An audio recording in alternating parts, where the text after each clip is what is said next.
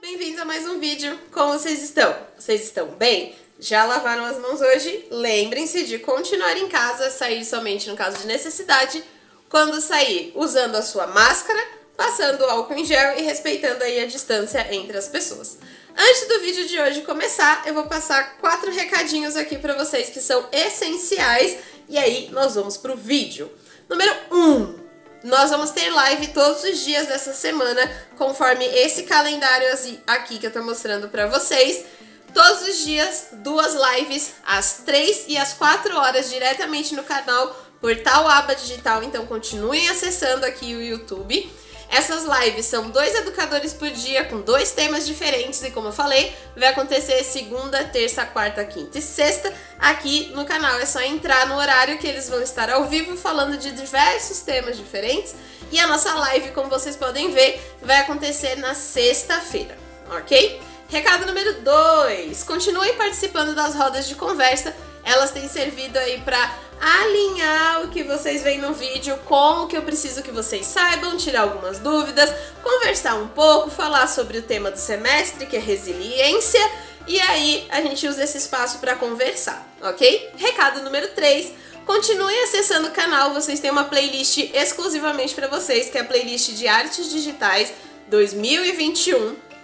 Nela estão todos os vídeos que vocês precisam saber. O mês de julho está se encerrando, ou seja, assim que ele acabar, nós vamos para agosto. E aí vem o nosso recado número 4.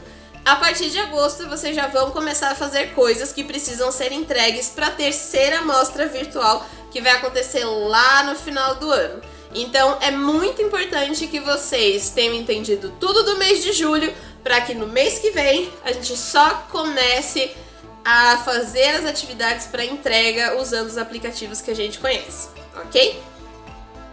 Passados nossos recados, vamos para o conteúdo de hoje. Hoje nós vamos desenhar à mão, então separa aí o seu papel, caneta, régua, que nós vamos fazer cenários inspirados no Di Cavalcanti. Por quê? Nos últimos vídeos nós fizemos rostos, corpos, pedaços de cenários. Nós fizemos um cenário de interior, a gente já digitalizou e aplicou as texturas no sketchbook. Então, só para recapitular, segunda, quarta e sexta passadas foi o desenho no papel, depois o desenho no sketchbook, depois a aplicação de texturas com cenário de interior, e hoje nós vamos tentar desenhar um cenário mais urbano, né?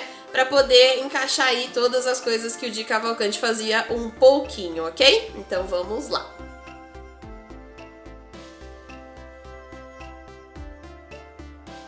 Bem, turma, então vamos lá para o nosso desenho de hoje. Então, hoje é terça, que significa que nós temos da seguinte maneira. Terça, desenho no papel. A gente sempre vai fazer assim agora. Um dia no papel, aí o próximo vídeo vai ser na quinta. Vamos fazer desenho no sketchbook. Ok? Por quê? Porque assim a gente aproveita terça para falar tudo que é teórico sobre o desenho no papel e quinta tudo que é sobre o desenho na prática dentro do sketchbook. Então vamos lá. A ideia de hoje, vocês vão precisar de lápis borracha e uma régua ou qualquer coisa que seja reta, né? Só pra gente delimitar aqui um espaço. Então eu vou começar vendo aqui a forma mais alinhada possível. Lembrem sempre que eu vejo por cima da câmera. Então, às vezes para vocês pode estar reto, aí para mim tá torto, aí às vezes para mim tá reto, para vocês tá torto. Então tá torto do torto. Bem, acredito que foco. Aí. Que foi? Então é só para dizer que a gente tem esse espaço, que a gente vai desenhar dentro desse espaço, entendeu? Ótimo. Então, a ideia de hoje é ser um cenário, ou seja, cenário, o que a gente lembra sempre? Que a gente precisa aplicar perspectiva, ou seja, um ponto de vista, e desse ponto de vista, obrigatoriamente, a perspectiva traz a proporção. Ok? Então, cenário. Esse cenário ele vai estar num contexto mais urbano, ou seja, cidade. Se é um contexto urbano, vão ter pessoas, certo? Essas pessoas têm que estar com a proporção ideal para o ponto de vista que vai ser aplicado a partir da perspectiva. Tá vendo? Tudo uma coisa só. Então vamos pensar assim. Quero fazer como se fosse a releitura de uma das obras que eu vou deixar aqui de exemplo. Não sei se vocês já perceberam, mas geralmente o exemplo de fundo, o quadro que eu uso de plano de fundo nos vídeos, geralmente tem a ver, né, com o que nós estamos fazendo. Então vamos lá. Primeiro de tudo, vamos imaginar uma linha para serem os morros, né? Então, aqui a gente já delimita onde vão ser os morros, que é uma das coisas que apareciam bastante nas obras dele. Então, morro é um espaço geográfico de terra que tem esse picozinho aqui, tá vendo? Então, ele não precisa ficar exatamente pontiagudo. Você pode fazer ele mais suave, tá vendo? E aí, ok. Então, fizemos aqui nosso primeiro espaço de morros. Certo, o que significa que isso daqui, como tá desse jeito, tá longe. Porque se estivesse perto, a gente só ia conseguir ver o pé do morro. Ha! Nós não estamos perto do morro, ele está longe, então fica dessa maneira. A marcação do céu a gente vai fazer com cores, igual a gente fez da outra vez. E aí vamos lá começar a limitar qual vai ser o espaço principal aqui. Lembrando sempre que eu estou fazendo isso com um tripé na minha frente. Então, se alguma coisa sair esquisita, por favor, é porque às vezes não tem muito espaço aqui. Então vamos lá. Mas não é uma reclamação, só estou mostrando pra vocês que às vezes pode ficar torto, porque o caderno às vezes tá torto e eu não tô percebendo. Então vamos lá. Fiz aqui uma linha só pra gente ter um ponto que vai ser o foco.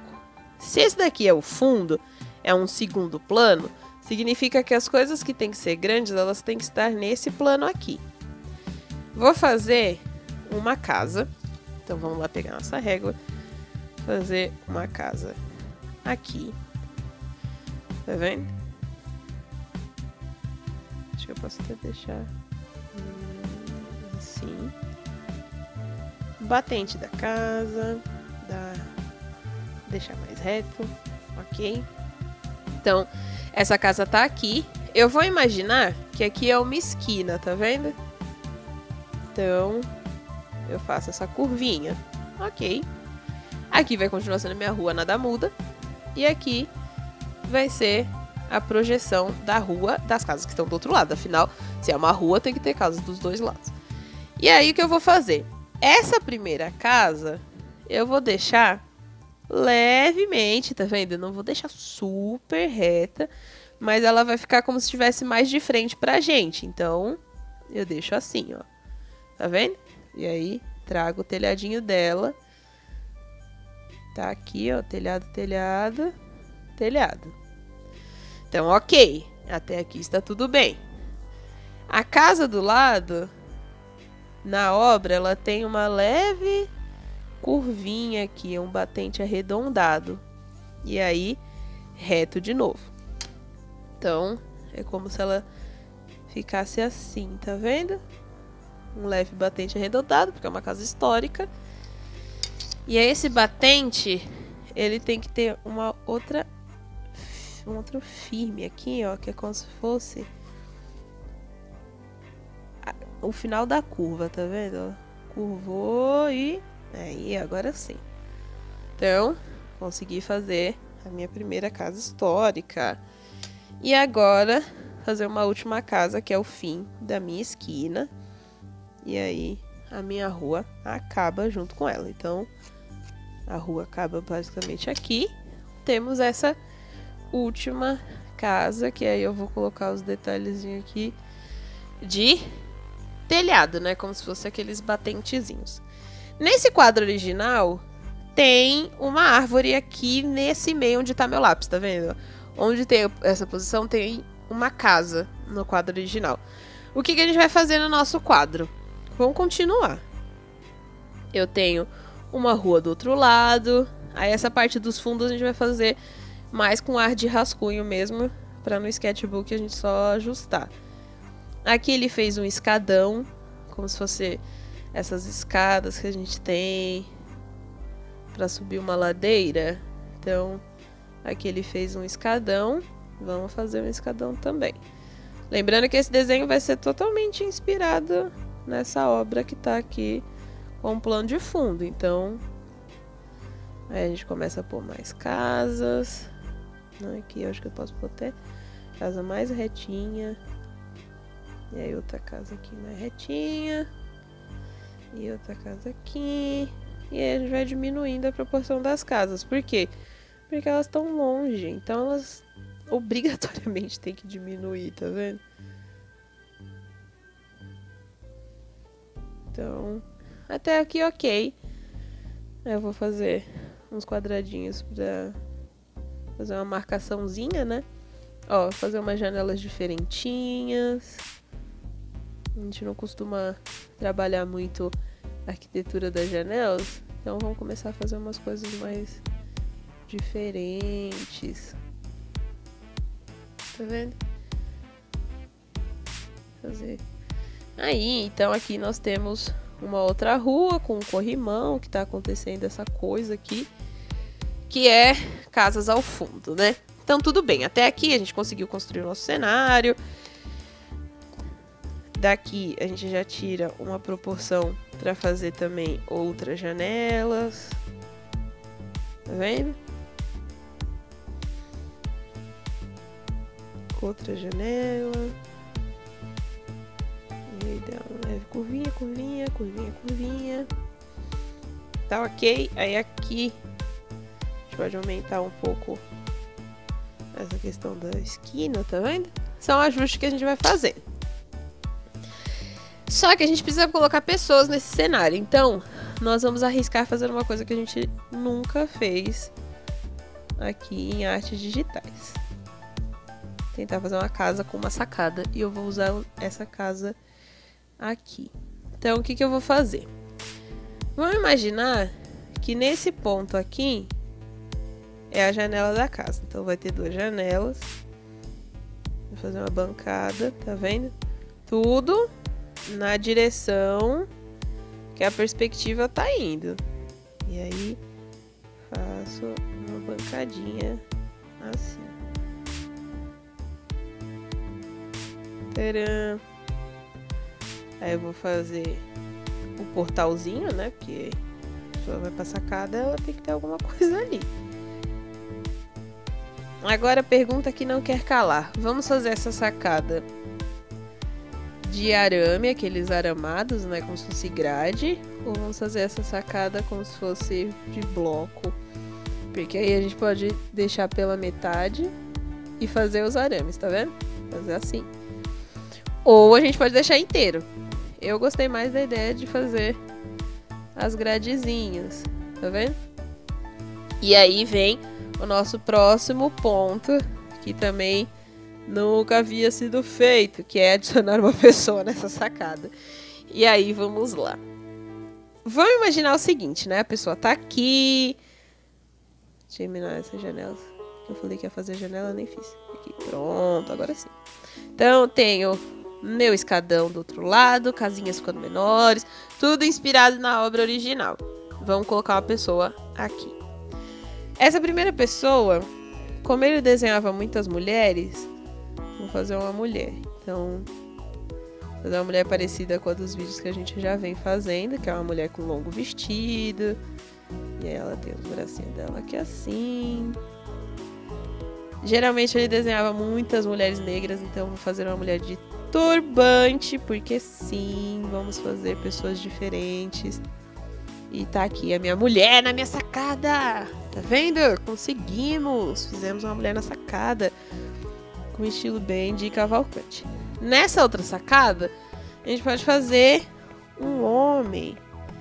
Então, vamos lá. A gente estica aqui. Mais um bracinho, uma coisa meio terninho dos anos 20. Aí puxa um pescocinho. Nos anos 20 os homens usavam muito chapéu, então eu vou fazer um chapéu meio dessa época, tá vendo? Tcharam! E aí temos um homem e uma mulher na sacada, olha só, conseguimos fazer as nossas pessoas, tá vendo? E não foi assim, nossa, que dificuldade, né? O que é mais complicado aqui nesse desenho todo é realmente a aplicação da perspectiva para parecer que tem uma esquina. Nesse prédio aqui do lado, eu acho que eu vou aproveitar, agora que nós testamos e viu que funciona, e vamos tentar aplicar algo de diferente. Então eu vou arrumar aqui o telhadinho, que eu acabei apagando sem querer. Reforça, reforça, vamos lá. Então essa primeira casa já foi, tá bonita, deu tudo certo. Eu só vou arrumar aqui, ó, tá vendo? Proporção da porta em relação à sacada, porque se a sacada tá desse jeito, a porta também tem que estar seguindo ali, né? E aí, ok. Antigamente tinha essas casas, se vocês forem pesquisar, historicamente, casas dos anos 20, na verdade não foram feitas nos anos 20, elas foram feitas em 1800 e guaranás com rolhas. Então por isso que elas tinham esse batente arredondado. Algumas realmente tinham sacadas, então se vocês pesquisarem, por exemplo, cidades históricas como o próprio Rio de Janeiro, o centro histórico do Rio de Janeiro, vocês vão ver muitas casas parecidas com essa daqui que eu fiz, e elas tinham essa sacada. Ou seja, não é uma coisa da minha cabeça, é algo que é arquitetônico, realmente existe. E aí, como o Di Cavalcanti estava vivendo nessa época, é só a gente pensar, se as casas foram feitas em 1800 e ele pintou os quadros em 1920, essas casas são muito mais antigas do que o Di Cavalcanti, então ele só estava pintando as casas que ainda existiam na época dele.